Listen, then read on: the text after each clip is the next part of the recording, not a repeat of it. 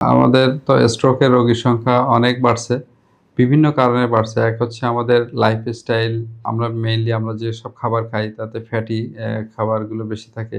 আমরা সেডেন্টারি লাইফস্টাইলে বেশি যাচ্ছি, অর্থাৎ আমাদের হাঁটাচলা কম হয়। যার কারণে আমাদের স্ট্রোক হওয়ার চান্সটাও অনেক বেড়ে গেছে। স্ট্রোকটা সাধারণত ২ রকম হয়। একটা ইসকেমিক স্ট্রোক, অর্থাৎ রক্তনালী বন্ধ হয়ে যে স্ট্রোক হয় সেটাকে বলি আমরা ইসকেমিক স্ট্রোক। আরেকটা হয় হেমোরেজিক স্ট্রোক। সেটা হচ্ছে রক্তনালী ছিঁড়ে অ্যা আ যে স্ট্রোক হয়, রক্তক্ষরণ যেটা হয় সেটা হেমোরেজিক স্ট্রোক। ইসকেমিক স্ট্রোক সাধারণত সাডেনলি ২ টা স্ট্রোকই সাডেনলি হয়। তবে ইসকেমিক স্ট্রোকের যে লক্ষণগুলো আসে সাধারণত কথা বলায় চেঞ্জ আসে, কোনো এক সাইড অবশ হয়ে যায় এটা। হেমোরেজিক স্ট্রোকও বিভিন্ন কারণে হয়। তার ভিতর প্রেশারটা মেইন। আনকন্ট্রোলড প্রেশার থাকে, হেমোরেজিক স্ট্রোক হয়। তো ischaemic stroke fully medical treatment দিয়ে থাকি আমরা এইখানে।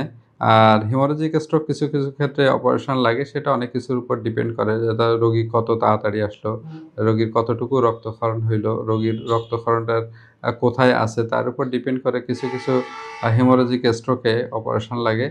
তবে মেক্সিমাম ক্ষেত্রে ওষুধেই আ স্ট্রোকের চিকিৎসা হয়ে থাকে। তবে কিছু স্ট্রোক আমরা অপারেশন করে পুরোপুরি ভালো করতে পারি।